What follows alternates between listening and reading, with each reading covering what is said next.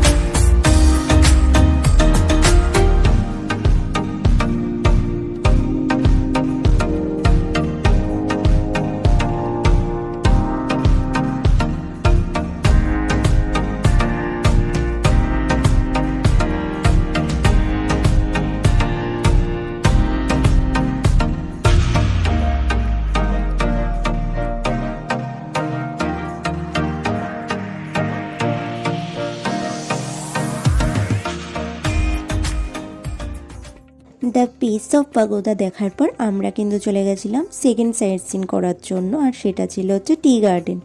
আর টি গার্ডেনে গিয়ে কিন্তু ওখানে ড্রেস ভাড়া পাওয়া যায়। আমরাও কিন্তু ওখানে ড্রেস ভাড়া করে নিয়েছিলাম প্রত্যেকে। আমি নিয়েছিলাম রেড কালার, বোন ব্লু কালার। তো সবাই নিজেদের সাইজ মতন কিন্তু এখানে কিন্তু ড্রেস পাওয়া যায়। ড্রেস পরে কিন্তু আমরা অনেকগুলো ভিডিও ফটো কিন্তু তুলে নিয়েছিলাম। তোমরাও কিন্তু এখানে গেলে এখানে কিন্তু ড্রেসগুলো খুব সুন্দর। আমি অনেক জায়গাতেই গেছি দার্জিলিংয়ে, ড্রেস দেখেছি, কিন্তু এই ঠিকানের কিন্তু ড্রেসগুলো খুব সুন্দর ছিল। তার জন্য কিন্তু আমরা অনেকগুলো ছবি আর ভিডিও করে নিয়েছিলাম। চলো তোমাদের একটু গার্ডেনটা ঘুরিয়ে দেখাই।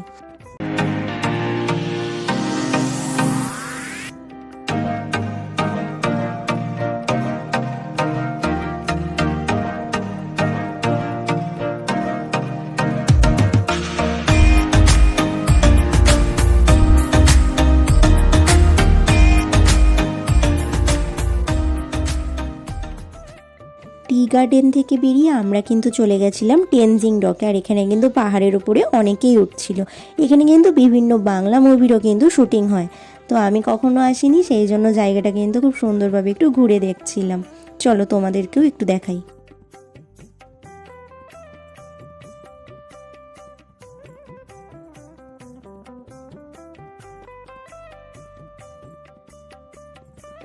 টেনজিং রক থেকে বেরিয়ে কিন্তু আমরা চলে গেছিলাম দার্জিলিংয়ের জুওলজিক্যাল পার্কে।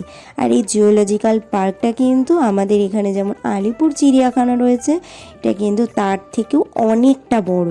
মানে দেখে কিন্তু শেষ করাই যায় না, বিশাল বড় এরিয়া নিয়ে কিন্তু এই পার্কটা। আর এই জুওলজিক্যাল পার্কে কিন্তু প্রচুর এখানে বিভিন্ন ধরনের প্রজাতির কিন্তু প্রাণী ছিল। এছাড়া এখানে কিন্তু বিভিন্ন ধরনের বাঘ দেখেছি, নেকড়ে ছিল, মানে খুব সুন্দর সুন্দর আর বিভিন্ন ধরনের প্রজাতির কিন্তু এখানে পশু ছিল। তো বেশি কথা না বলে আমি তোমাদের একটু পার্কটা ঘুরিয়ে দেখাই, তোমরা দেখো।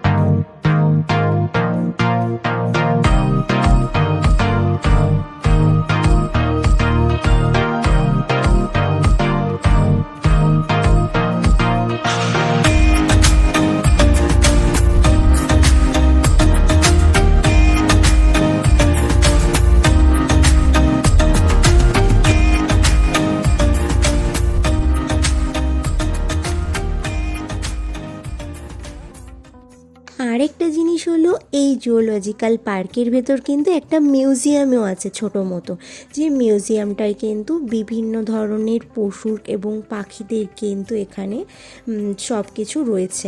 আর সেটা কিন্তু ভিতরে এটা ক্যামেরা অ্যালাউ ছিল না, তো সেই জন্য কিন্তু আমি ভিডিও করতে পারিনি। কিন্তু দেখছিলাম যে অনেকেই কিন্তু লুকিয়ে লুকিয়ে ভিডিও বা ফটো করছিল, বাট আমি করিনি, কারণ যেহেতু এখানে প্রচণ্ড নিষেধ ছিল যে এখানে কিছু করা যাবে না ভিডিও বা ফটো, সেই জন্য। কিন্তু ভেতরের কিন্তু মিউজিয়ামটাও কিন্তু খুব সুন্দর ছিল। তোমরা যদি কখনো জুওলজিক্যাল পার্কে আসো তো মিউজিয়ামটা কিন্তু অবশ্যই দেখবে। আজকে যেহেতু আমাদের লাস্ট ডেস্টিনেশন ছিল হচ্ছে জুওলজিক্যাল পার্ক, কারণ এই পার্কটা ঘুরতে কিন্তু বেশ কয়েক ঘন্টা লেগে গেছিলো আমাদের। আর তারপর সেখান থেকে কিন্তু আমরা চলে এসেছিলাম আমাদের হোটেলে। আবার হোটেলে এসে রেস্ট নিয়ে কিন্তু আমরা আবার একটু রাতে চলে গেছিলাম মেল রোডে। মেল রোডে রাত্রিবেলাটা যে চারিদিকে যে লাইটিংগুলো আর লাইটগুলো দেয়, তো ভীষণ সুন্দর লাগে দেখতে, সেই জন্য আমরা চলে গেছিলাম মেল রোডে। তারপর মেল রোড থেকে ফিরে কিন্তু আমরা হোটেলে চলে গেছিলাম, কারণ পরের দিন কিন্তু ভোর 3টের সময় আমাদের বেরাতে হয়েছিল। আমরা গেছিলাম টাইগার হিলে, আর টাইগার হিল কিন্তু অনেকটা দূর ছিল, আর সেই জন্য কিন্তু আমাদের রাত্রিবেলায় কিন্তু বেরিয়ে পড়তে হয়েছিল। আর আমরা যখন টাইগার হিলে পৌঁছাই তখন কিন্তু এখানে 3 ডিগ্রি ছিল, তারপর কিন্তু আস্তে আস্তে সেটা 2 ডিগ্রি হয়ে যায়, মানে ভীষণ ঠান্ডা ছিল, প্রচণ্ড ঠান্ডায়। কিন্তু ওখানে একটা দিদি ছিল যে কিন্তু দারুণ কফি বানায়, আর কফিটা এতটাই সুন্দর করেছিল যে আমরা কিন্তু 4 থেকে 5 বার শুধু ওই কফিটাই খেয়েছিলাম, কারণ ওই ঠান্ডায় ওখানে কিন্তু বেশিক্ষণ বসা যাচ্ছিল না। আমাদের ওখানে কিন্তু কয়েক ঘন্টা থাকতে হয়েছিল সানরাইজ দেখার জন্য। প্লাস সানরাইজের সাথে সাথে কিন্তু আমরা কাঞ্চনজঙ্ঘা কিন্তু দেখেছিলাম অনেকটা কাছ থেকে। আর দেখার সময় তো মানে আমরা ভীষণ এক্সাইটেড ছিলাম যে কখন দেখবো, কখন ভোর হবে, তো সেই জন্য কিন্তু আমরা অনেকক্ষণ ওখানে ছিলাম। তারপর কিন্তু ফাইনালি আমরা কিন্তু সানরাইজ দেখতে পেলাম, আর সত্যি সানরাইজ দেখার সময় মানে একটা আলাদাই একটা অনুভূতি হয়েছিল। ভোরবেলা যখন সানরাইজটা দেখলাম, একদিকে সূর্যের আলো পড়ছে যখন কাঞ্চনজঙ্ঘার ওপর, তখন তো আরও সুন্দর লাগছিল দেখতে। একদিকে পাহাড় আর একদিকে সূর্য, মানে অসাধারণ ছিল সেই। আর এখানে কিন্তু প্রচুর ভিড় হয়েছিল, মানে এত লোকজন ছিল আর এত ভিড় হয়েছিল যে প্রচুর ভিড়ের মধ্যে সবাই কিন্তু প্রচণ্ডভাবে আনন্দ করছিল।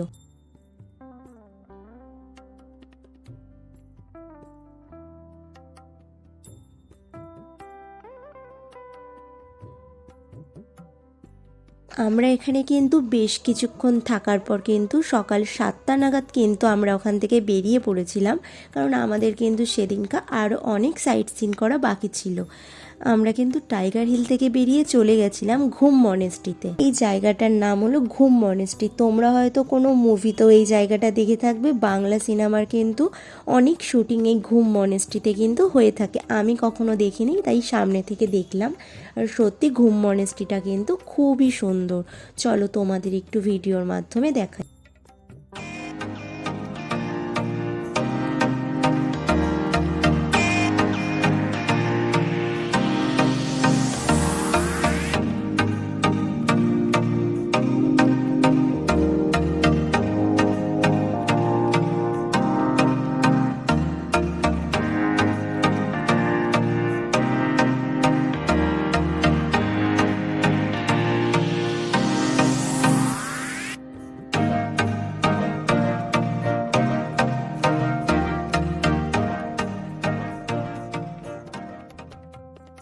ঘুম মনেস্ট্রি দেখার পর আমরা কিন্তু ওখান থেকে চলে গেছিলাম বাতাসি লুপে। আর এইখানেও কিন্তু দারুণ, মানে যে টয় ট্রেনটা চলে দার্জিলিংয়ে, সেটা কিন্তু কিছুক্ষণ পর পর কিন্তু এই বাতাসি লুপ থেকে কিন্তু একবার করে এখানে রাউন্ড দিয়ে যায়। আর এখানে কিন্তু আই লাভ দার্জিলিং লেখা ছিল, এখানেও কিন্তু অনেকে ছবি তুলছিল, আর জায়গাটা কিন্তু খুবই সুন্দর ছিল। আর এখান থেকে কিন্তু পাহাড়ের ভিউগুলো দেখতে কিন্তু দারুণ ছিল। চলো তোমাদের একটু এই বাতাসি লুপ জায়গাটা ঘুরিয়ে দেখাই।